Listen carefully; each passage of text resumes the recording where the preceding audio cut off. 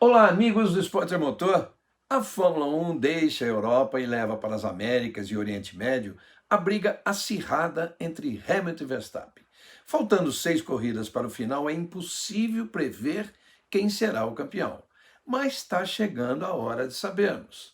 A próxima parada é Austin, no Texas. E hoje vamos falar sobre o GP dos Estados Unidos neste nosso 17º pré-GP do ano, sempre com o apoio do Petronas Cintium com tecnologia Cooltech.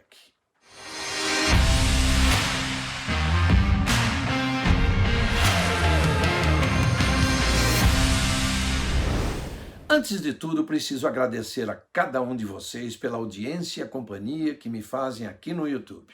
No dia em que o pré-GP da Turquia foi ao ar, 2 semanas atrás, o nosso canal alcançou os 100 mil inscritos.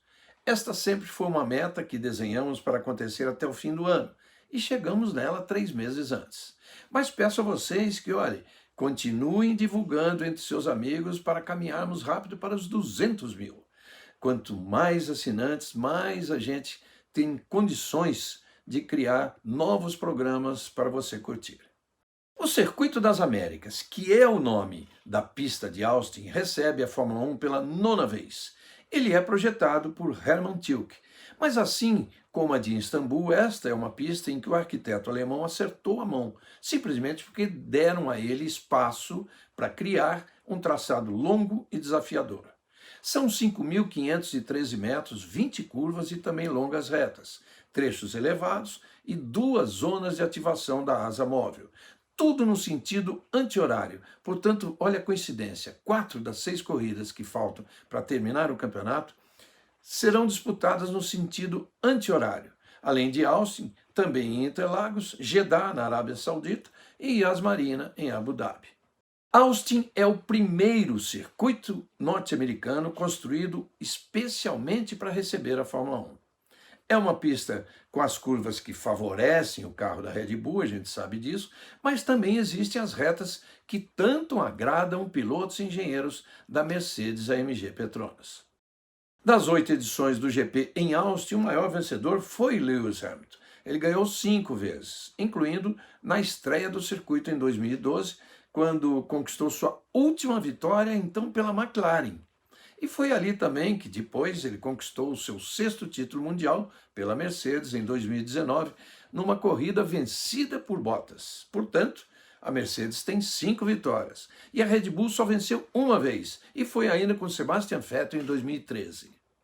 A Fórmula 1 sempre se preocupou em conquistar a admiração dos norte-americanos. O país chegou a ter 2 GPs por ano durante muitos anos, e em 1982 teve 3.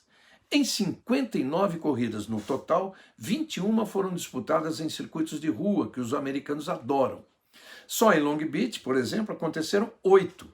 Detroit teve 7, Phoenix 3, uma em Dallas e 2 vezes o GP chegou a ser disputado em um circuito cercado por barreiras de concreto em uma área de estacionamento do Hotel Caesars Palace em Las Vegas. Foi ali, em 1981, que Nelson Piquet conquistou o primeiro dos seus 3 títulos mundiais. É um dia muito emocionante para mim. Como é que você se sente como campeão? Sua primeira sensação? É uma coisa que depois que você vence, ninguém pode tirar de você. Dos circuitos permanentes, o mais importante, sem dúvida, foi o de Watkins Glen, no estado de Nova York. E ali também o Brasil fez história. Foi o local da primeira vitória brasileira em 1970 com Emerson Fittipaldi na Lotus, que era ainda vermelha, antes de se tornar preta e dourada. Esta vitória de Emerson, aliás, garantiu o título mundial ao austríaco Jochen Rindt, seu companheiro de equipe, que havia morrido 2 etapas antes, em Monza, na Itália. E 4 anos depois, em 1974, o Emerson conquistaria o bicampeonato mundial lá mesmo em Watkins Glen, já pela McLaren.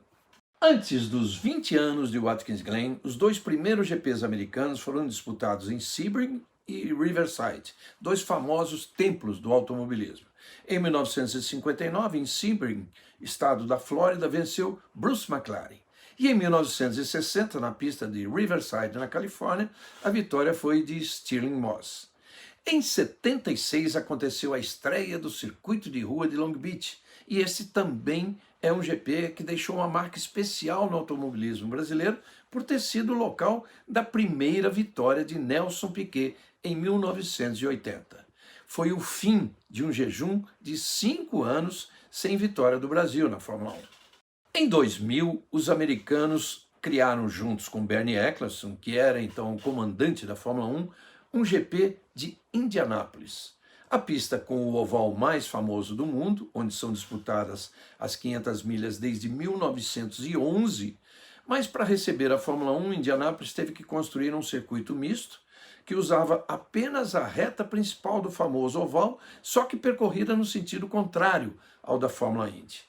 A ideia deu muito certo e o Grande Prêmio permaneceu 8 anos em Indianápolis, mesmo tendo passado ali por uma crise histórica, a maior, uma das maiores da Fórmula 1, sem dúvida nenhuma.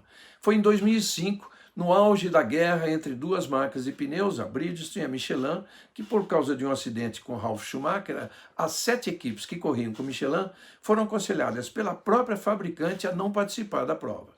Com isso, o grid teve apenas 6 carros das 3 equipes que defendiam a Bridgestone, Ferrari, Jordan e Minardi, que correram, claro, sob vaias da torcida. Nesse dia, Michael Schumacher conseguiu uma de suas 5 vitórias na pista. Rubinho Barrichello venceu a edição de 2002, que aliás ficou marcada nos registros da Fórmula 1 como a chegada mais apertada da história. Apenas 11 milésimos de segundo de vantagem dele sobre Michael Schumacher. Aqui vale chamar a atenção para as 11 edições das 500 milhas de Indianápolis, que fizeram parte também do calendário da Fórmula 1 de 1950 a 1960.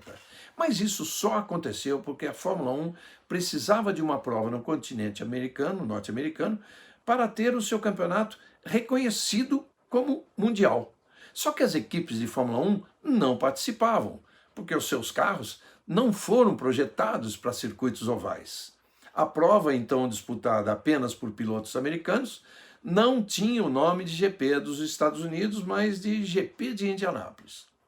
Depois que as 500 milhas já tinham deixado de fazer parte do Mundial, a Lotus topou a aventura de desenhar um carro para o oval de Indianápolis. Foi lá e venceu 2 vezes seguidas, com Jim Clark em 65 e com Graham Hill em 66. Eu tive o prazer, quando visitei o Museu da Ford em Detroit, de entrar no cockpit dessa Lotus do Jim Clark. Eu estava gravando um programa e, com a devida autorização, claro, eu entrei no cockpit e fiz o que na linguagem de televisão a gente chama de passagem, que é quando o repórter faz um depoimento com áudio e vídeo.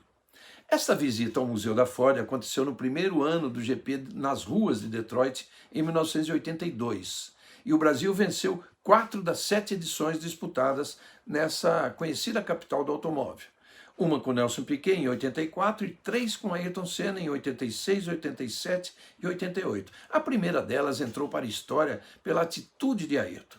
É que no dia anterior o Brasil havia sido eliminado pela França nos pênaltis na Copa do Mundo do México. Então, ao derrotar na pista 2 franceses, o Jacques Laffite e o Alain Prost, o Senna resolveu empunhar a bandeira brasileira que ele recebeu das mãos de um torcedor durante toda a volta de comemoração. Foi esta a primeira vez de um gesto que acabou se tornando uma das marcas registradas em toda a sua carreira.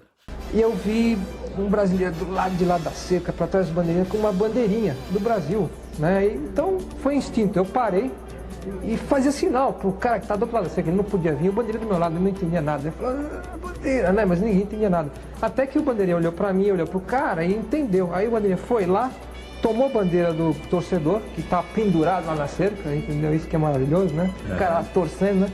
E trouxe a bandeira para mim e eu dei a volta com a bandeira. Então foi um dia especial, né? O circuito de rua de Phoenix, no Arizona, recebeu 3 edições do GP dos Estados Unidos, entre 1989 e 1991, sempre com vitórias da McLaren, primeiro com Prost, em 89, e nas outras 2 com Ayrton Senna. Antes de Austin, a Fórmula 1 já tinha passado pelo Texas. Foi na cidade de Dallas, que foi disputado apenas um GP em 84. E na época, a equipe Benetton, que havia trazido novas ideias de marketing para a Fórmula 1, promoveu um churrasco no famoso sítio Salt Fork Ranch, celebrizado na série de TV chamada Dallas. E lá estava eu, vestido de cowboy, imaginem só. Como atração, tudo funcionou em Dallas, mas como grande prêmio foi um desastre. Numa pista montada no Fair Park, em volta do Cotton Bowl, um estádio local de beisebol, sob um calor de 35 graus à sombra e 66 na pista, o asfalto se soltava com a passagem dos carros. E a corrida, programada para ter 78 voltas, acabou sendo encurtada para 68 a pedido dos pilotos. A vitória foi de Keke Rosberg, mas a imagem mais famosa do dia ficou sendo a de Nigel Mansell tentando empurrar a Lotus, que parou a poucos metros da linha de chegada. Ele não conseguiu e, completamente exausto, caiu desmaiado. Mas como apenas 8 pilotos terminaram a corrida, mesmo sem ter completado, o Mansell ainda se classificou em sexto, 3 voltas atrás do líder. Em 2022, os Estados Unidos ganham mais um GP, o de Miami, que vinha sendo anunciado há 3 anos e finalmente foi confirmado para o ano que vem, no dia 8 de maio. O outro será o de Austin no segundo semestre. O interesse pelo mercado norte-americano é ainda maior e existe ainda um projeto antigo de se levar a Fórmula 1 a Nova York para se criar um GP de Manhattan. Sem contar as 11 edições das 500 milhas de Indianápolis, os Estados Unidos receberam um total de 59 corridas de Fórmula 1. Tudo isso em 11 circuitos diferentes. Só em 1982 o país sediou 3 provas: o GP dos Estados Unidos Oeste, em Long Beach, o dos Estados Unidos Leste, em Detroit, e encerrou a temporada no GP de Las Vegas. Austin é uma cidade vibrante, com 800 mil habitantes. A capital do Texas traz uma parte mais antiga, típica da pequena cidade fundada em 1839, às margens do Rio Colorado. É região daquele tipo que a gente tantas vezes viu nos filmes de faroeste, mesmo. E tem a parte moderna, cosmopolita.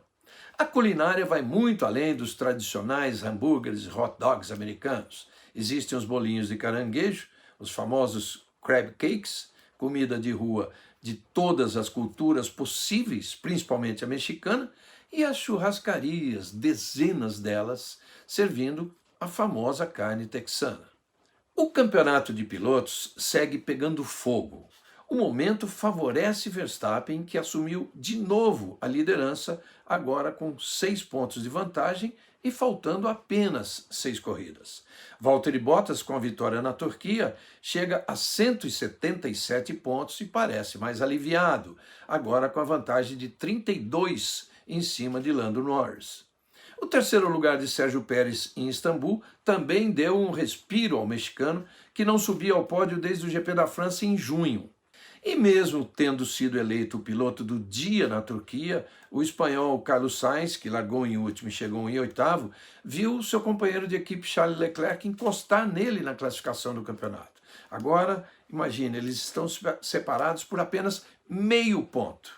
O Daniel Ricciardo segue em 8º com 95 pontos, e depois Pierre Gasly 74, Fernando Alonso fechando os 10 primeiros com 58. No campeonato de construtores, a Mercedes-AMG Petronas aumentou em mais 3 pontos a vantagem sobre a Red Bull.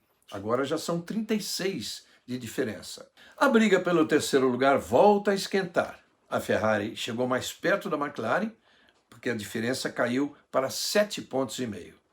Em quinto está a Alpine com 104 pontos. A AlphaTauri vem em sexto com 92, Aston Martin com 61, Williams 23, Alfa Romeo com 7 e a Haas ainda sem ter conquistado nenhum ponto no campeonato até agora.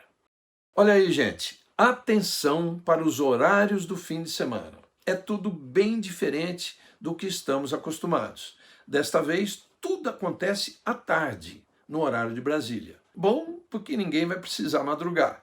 O Band Esportes mostra os treinos da sexta-feira, com a primeira sessão logo depois do almoço, 1h30 da tarde, e a segunda sessão começando às 5. No sábado, o último treino livre começa às 3 da tarde e a classificação você acompanha já na tela da Band, mas também no Band Esportes, às 6 horas da tarde. No domingo, a largada acontece às 4 da tarde e você já sabe que entramos no ar meia hora antes. E na segunda-feira tem o Batendo Roda com Rubinho Barrichello, que por enquanto está marcado para as 6 da tarde, e se houver mudança eu aviso no meu Instagram, @Regileme. É isso, meus amigos. Agradeço mais uma vez e de coração a todos vocês que me ajudaram a alcançar essa marca de 100 mil inscritos aqui no canal. E vamos continuar subindo. Agora é torcer por mais uma corrida emocionante desse campeonato espetacular. Gratidão a todos e até o próximo GP. Tchau!